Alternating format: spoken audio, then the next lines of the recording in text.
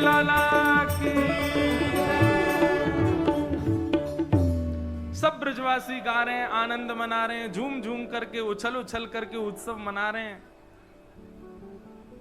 और तभी वह उत्सव के मध्य में आगमन भयो पूतना को। पूतना का मतलब क्या है? उत्सव में, भजन में, कीर्तन में बाधा जो आवे वही पूतना है। जिस कारण से आपका उत्सव तो चल रहा है पर आपका मन उत्सव में नहीं लग रहा है, वो जो कारण है वही कारण पूतना है। आप कथा में तो बैठे हैं पर किसी कारण से मन विच्छिन्न हो रहा है, मन कहीं और जा रहा है, तो वो कारण क्षमा कीजिएगा कितना भी जरूरी क्यों ना हो वही पूतना है। पूतना का आगमन हुआ और जैसे ही पूतना का आगमन हुआ सब ब्रजवासी नाच रहे हैं, गा रहे हैं, उत्सव मना रहे हैं। और नाचते गाते भये ब्रजवासी ने जैसे ही पूतना के रूप को देखा, ऐसी सुंदर बनकर के आई है, जबरदस्ती सुंदर बनकर के आई है आकर्षण करने के लिए। पूतना के रूप को देख करके सब ब्रजवासी तो मोहित होने लगे वापे। अरे देखो, या कि नैन तो देखो, या कि चाल तो देखो, या कि मुस्कान तो देखो, अरे कितनी सुंदर। नर तो नर, सब गोपियां भी पूतना के रूप लावण्य पर रीझ गई। और जो जो रीझता जा रहा है उसका उत्सव से मन हटता जा रहा है। वो उत्सव छोड़ पूतना को ही देख रहे हैं।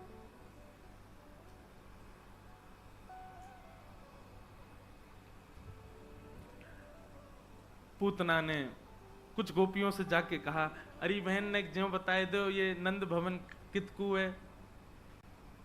गोपियों ने बताई, बोले ये दो यमलार्जुन के वृक्ष जहां खड़े हैं ना, यही नंद भवन है, चले जाओ। पूतना ने जैसे नंद भवन में, अच्छा उसको कोई रोक टोक नहीं, कोई रोक ही नहीं रहा है उसको। क्यों? क्योंकि स्वरूप और वस्त्र इतने सुंदर हैं कि सबको लग रहा है कि ये परम सुशीला है, कोई अच्छे घर की है। पूतना ने जैसे ही नंद भवन में प्रवेश किया, यशोदा मैया ने पूतना को देखा और पूतना को देखते ही यशोदा मैया के मन में भाव आयो, अरे विधाता तेने कछु दिना बाद मेरो लाला भेज दियो होतो तो जई ते ब्याह कराती अपने लाला को। ऐसी सुंदर पूतना।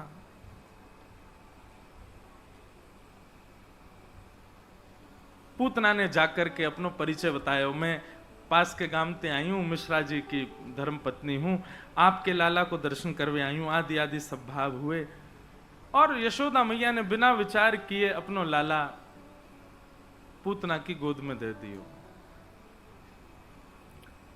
यशोदा मैया किसी काम से बाहर गई, इतने में ही पूतना ने अपनो पयोधर निकाल करके ठाकुर जी के मुख में दे दियो।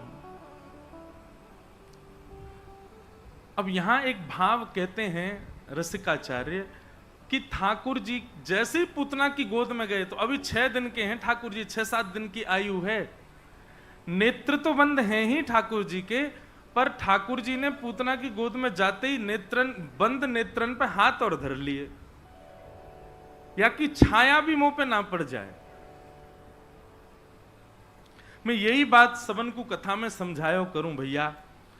हम राधा रमण जी को दर्शन करें, हम श्री राधा वल्लभ जी को दर्शन करें, श्री कुंज बिहारी मोहिनी बिहारी जी को दर्शन करें, ये बड़ी बात नहीं है कि आपने दर्शन किए। बड़ी बात यह है कि हजारों लोग सामने खड़े, उनमें श्री कुंज बिहारी की दृष्टि कौन पे पड़ रही है, श्री राधा रमण जी कौन को निहार रहे हैं।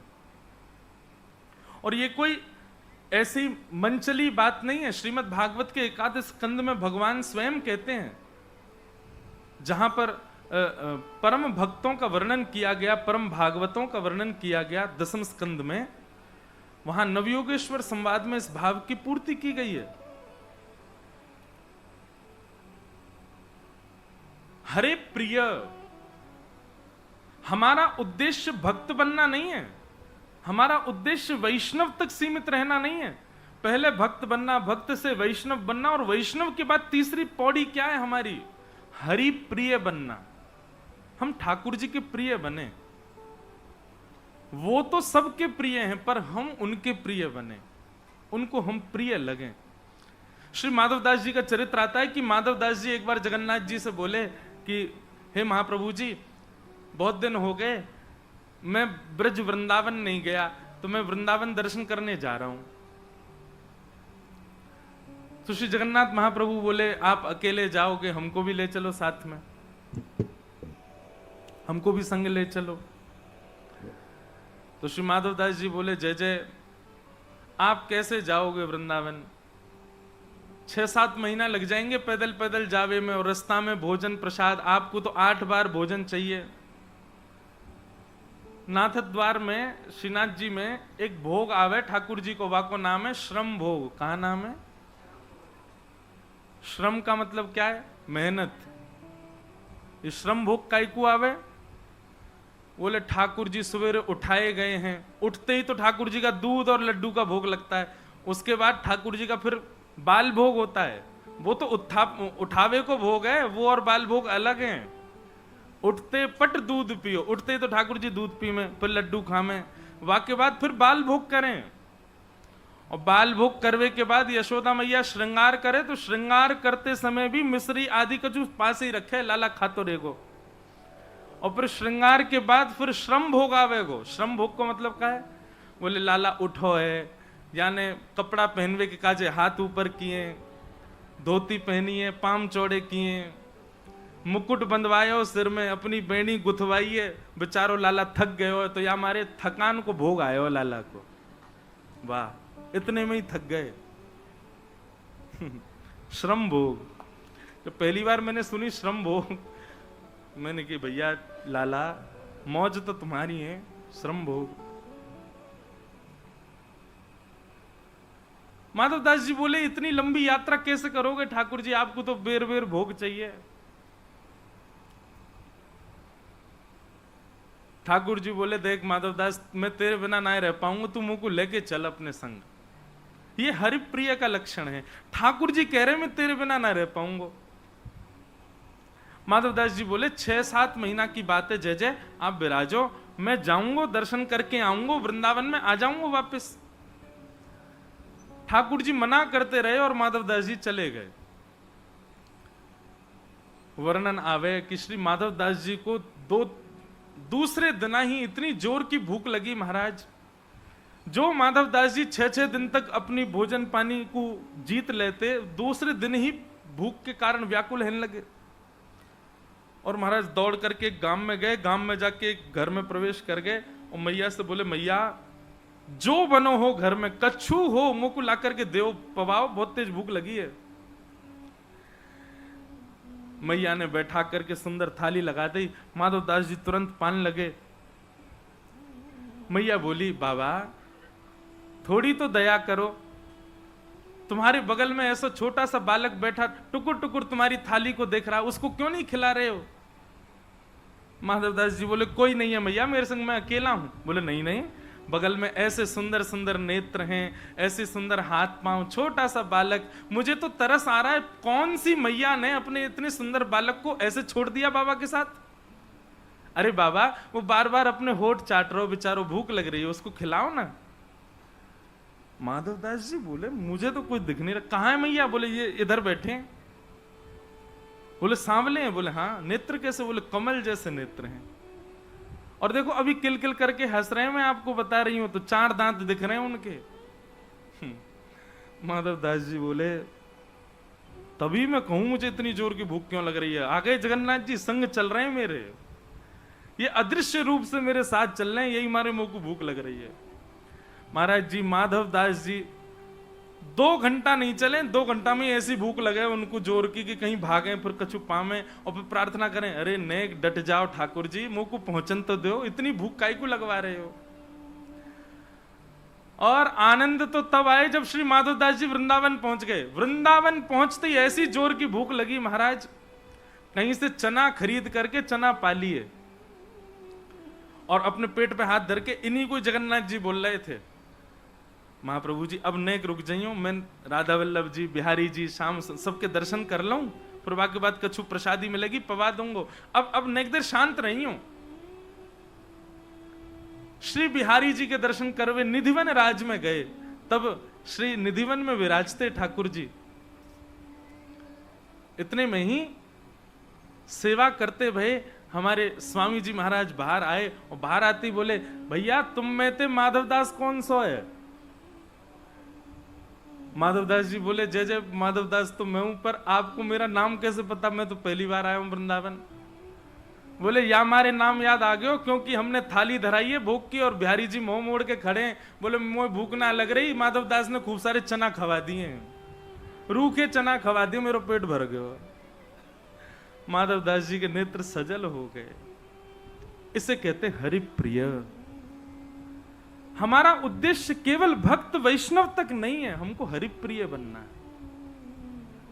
ठाकुर जी को इतना प्रेम हो हमसे। और भैया ये सब कथा भागवत और ये सब नियम साधन ये दिखावे के लिए नहीं कि देखो हम भक्त हैं। ये कथा कहनो, ये संकीर्तन गानो और ये उत्तान उन्माद में आकर के कीर्तन करनो, ये सब दिखावे के लिए तो कभी मत करियो, नहीं तो हम ही पूतना है। पूतना भी तो दिखावा कर रही है। ये पूतना कोई स्वरूप होवे। पूतना जो है वो वास्तविक प्रस्तुत नहीं करती, केवल रिझाने के लिए प्रस्तुत करती है। तो भैया आज अगर आपसे कोई पूछे कि आपकी भक्ति का उद्देश्य क्या है, तो कह देना हरि प्रिय बनना है। हमें हरि का प्रिय बनना है। उन्हें पता चल जाए कि कोई इंद्रेश नाम को छोरा हुआ है, उन्हें पता चल जाए कि आप भी कोई हो, बस उनको इतनी पता चल गई, यही तो हमारा काम बन जाएगा, हरि प्रिय बनने। ठाकुर जी बहुत प्रेम करते हैं अपने वैष्णवों से। तो पूतना आई, ठाकुर जी ने नेत्र बंद कर लिए। कितना बड़ा दुर्भाग्य है पूतना राक्षसी का। ठाकुर जी सब राक्षसों को देखते हैं, लेकिन इतनी दुर्भाग्यशाली है पूतना की जगत नियंता जगदाधार निकुंज नायक भगवान उसकी गोद में है।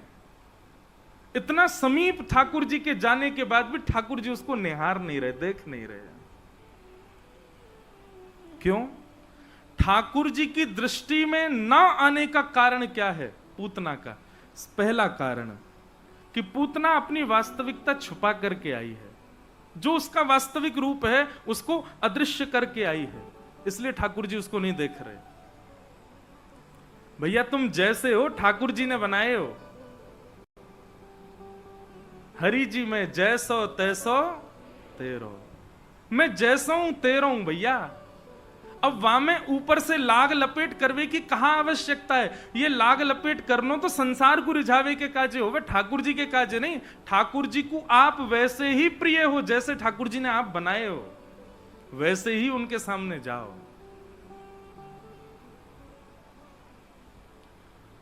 पूतना को राक्षसी भगवान ने बनाए हो, पूतना को कुरूपणी भगवान ने बनाए हो, पूतना को जैसी भी है ठाकुर जी ने बनाए हो, लेकिन आज ठाकुर जी के सामने अपना रूप बदल करके लक्ष्मी बन करके गई है। अच्छा, मेरो भाव श्रृंगार से मत ले लियो भैया, ये श्रृंगार को भाव नहीं है। यहां पर भाव मन स्थिति को है, मन की स्थिति को है। आपको मन जैसो है, स्वभाव जैसो बुरा है ना, बुरा ही रहने दो, वाकू वैसे ही जाओ ठाकुर जी के आगे। अरे भैया कोई डॉक्टर के आगे, वैद्य के आगे सही सलामत ना जावे, रोग युक्त होकर के ही जाता है, तभी वैद्य चिकित्सा करता है। ऐसे ही ठाकुर जी के सामने लाग लपेट करके मत जाओ, जैसे हो वैसे चले जाओ, नहीं तो ठाकुर जी देखेंगे नहीं, जैसे पूतना को नहीं देख रहे। पूतना को ना देखवे को दूसरो कारण कहा है।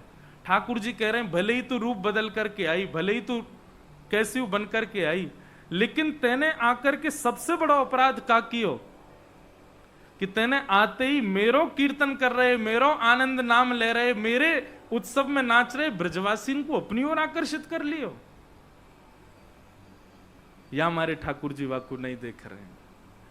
ठाकुर जी के उत्सव में, कथा में, ठाकुर जी के संकीर्तन में, ठाकुर जी के कोई भी भाव में कोई ऐसी स्थिति है जाए जैसे सवन को मन वह स्थिति की ओर चलो जाए, कथा से हट जाए, कीर्तन से हट जाए, उत्सव से हट जाए, वह स्थिति को पूतना ही मानियो, वो पूतना ही है।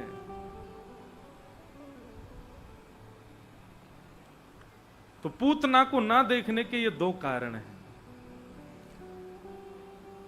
भगवान ने पयोधर का पान किया, विष पिया, विष पान करवे के बाद ठाकुर जी ने दुग्ध पान कियो, रस तत्वन को पान कियो, और सब पान करवे के बाद में प्राण समम रोष शमन पितो पिबत, ठाकुर जी ने पूतना के प्राण पीने प्रारंभ किए। हमारे श्रीमद् वल्लभाचार्य जी महाराज ऐसा सुंदर वर्णन करें।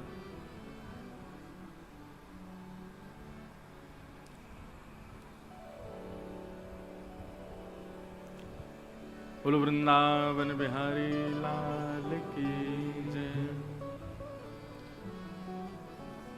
प्राणी शमन रोष शमन वितो पिबत, ठाकुर जी ने पूतना के प्राण पीने प्रारंभ कर दिए। हमारे मध्य में वृंदावन से परम पूजनीय प्रातः स्मरणीय श्री फूलडोल बिहारी दास जी महाराज पधारे हैं। आपके चरणन में बारंबार प्रणाम। आज लाला को जन्म भयो है ना, तो दर्शन करवे सब रसिक जन पधार रहे हैं, आशीर्वाद देवे सब आ रहे हैं। पूज्य बाबा को बारंबार वंदन। भगवान ने प्राण क्यों पिए? तब आचार्य चरण वर्णन करें कि पूतना असंख्य बालकों का वध करके आई है। पूतना के प्राण नहीं पिए ठाकुर जी ने। जिन असंख्य बालकों का वध करके पूतना आई है, उन असंख्य बालकों के प्राण पूतना के भीतर से निकाल के वे सब बालक पुनः जीवित किए ठाकुर जी ने। भैया देखो, ऐसा वर्णन है कि पूतना ने असंख्य बालक मारे, गिनती नहीं थी उनकी, कितने बालक मार दिए पूतना ने। और यदि यह बात को हम माने कि पूतना ने इतने बालक मारे, तो नंदोत्सव के समय पर यह बात भी है जाती, अरे भैया नंद बाबा के यहाँ ऐसा लाला भयो, वह लाला की छठी वारे दिना इतने सारे बालक मर गए ब्रजमंडल में। ठाकुर जी बोले, हमारो प्रादुर्भाव दिवस कई लोगन को पाप मुक्त करवे के काजे होवे। हमारे छठी उत्सव, ठाकुर जी के जो उत्सव है ना, उन उत्सवन में आप कछु मत करो, नेक जाए करके बस उपस्थिति कर दो, वही से ना जाने कौन कौन से पाप नष्ट है जाएं। ठाकुर जी कह रहे हैं हमारी उपस्थिति के दिवस पर इतनी बड़ी राक्षस के द्वारा विडंबना है जाए, ब्रजमंडल में इतने बालक मारे गए, ये स्वीकार्य नहीं होगा। सो ठाकुर जी ने पूतना के भीतर से उन समस्त बालकन के प्राणी समम रोष शमन वितो पिबत, और उन समस्त बालकों को पुनर्जीवित कर दिया, ताकि उत्सव चलता रहे, उत्सव मनता रहे। और पूतना के जैसे ही प्राण पिए, सा मुंच मुंचाल मिति प्रभाषिणी, मुंच मुंच छोड़, अरे बालक छोड़, अरे बालक छोड़, चिल्लाने लगी। 6 दिन के ठाकुर जी बोल पड़े। हमारे पूज्य पिताजी महाराज इतना सुंदर वर्णन करें। 6 दिन के लाला बोल पड़े और बोले, कहा मौसी जी हम पे तो पकड़ वो ही आवे, छोड़ वो ना आवे, और जाकू एक बार पकड़ ले ना मौसी जी, चाहे वो राक्षस हो चाहे वो भक्त हो, फिर तो वह ठिकाने लगा के छोड़े, हम पे छोड़ वो ना आवे। आहा,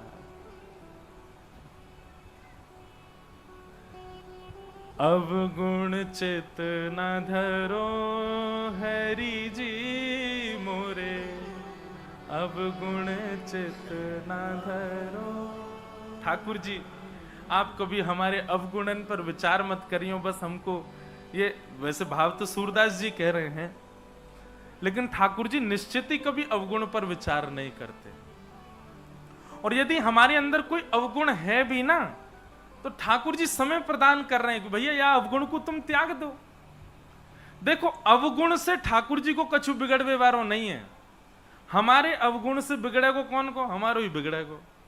तो ठाकुर जी हमसे ही कह रहे हैं, भैया तुम काय को इन अवगुणन को पाल रहे हो, तुम ही बुरे है जाओगे, मेरो कहां बिगड़ेगो, मैं तो ऐसे स्वच्छ स्वच्छंद रहूंगा। श्री ठाकुर जी एक बार, ये नम रक्ष जगन्नाथ बहुजन्मापराधकम, हमारे आचार्य चरण कहते हैं, ऐसा वर्णन आता है, श्रीमद रामानुजाचार्य जी ये शेषावतार हैं, वही शेषनाग बलराम जी बने, लक्ष्मण जी बने, कलयुग में रामानुजाचार्य जी बने। तो जब कलयुग में भक्ति भूल गए लोग, तो ठाकुर जी ने रामानुजाचार्य जी को कहा कि अब आप जाओ पृथ्वी पर आचार्य का रूप धारण करके लोगों में भक्ति विराजमान करो। तो रामानुजाचार्य जी बोले हम नहीं जा रहे। शेषनाग भगवान बोले क्यों? बोले ठाकुर जी आप कहीं आनाकानी नहीं करो कि ये तो ऐसा है, ये ऐसा है, या में ये गुण है, या में ये अवगुण है। और हमने अगर किसी को दीक्षा दे दी, किसी को आपके शरणागत कर दिया, उसके बाद उसमें अगर आपने कमी देखी ना तो फिर हमको बड़ी पीड़ा होगी। ठाकुर जी कहते हैं हम आपको वचन देते हैं, आप सब आचार्य चरण जिनको भी दीक्षित करके और जिनको भी मेरी दिशा बता के, मेरे मार्ग बता के मेरी शरणागति प्रदान करोगे, वो चाहे जैसो भी हो, ये नम रक्ष जगन्नाथ, वाकी रक्षा हम स्वयं करेंगे, वो कैसो भी हो वाको उद्धार करेंगे। इसलिए भैया बस ठाकुर जी की पकड़ में आ जाओ एक बार, और कछु नहीं है। एक बार उनके क्या बोलते हैं उसको, एक बार उनके रेंज में आ जाओ। एक बार आ गए ना, फिर चाहे तुम कितनी कोशिश कर लियो, बार रेंज से बाहर नहीं जा पाओगे, वहीं इर्द गिर्द ही घूमते रहोगे, वहीं वो घुमाते ही रहेंगे अपने आसपास ही आपको। हाँ हाँ।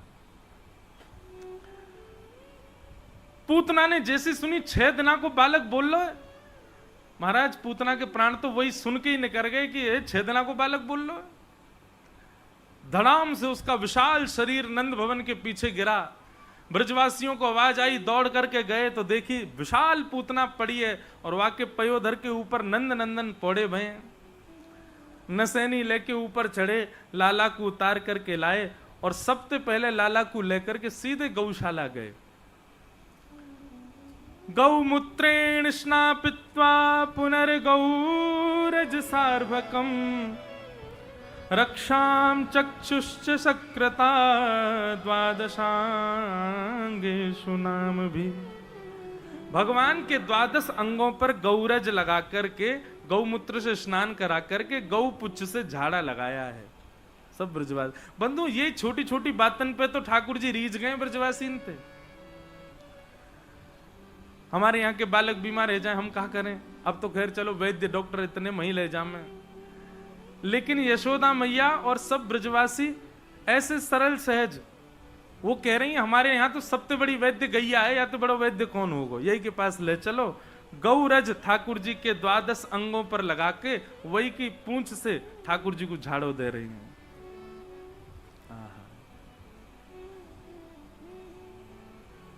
लाल जी बड़े प्रसन्न हैं। भगवान ने पूतना को वो गति प्रदान की जो मैया यशोदा को प्राप्त होनी चाहिए। ऐसे ठाकुर जी की दया में लीला हो रही है।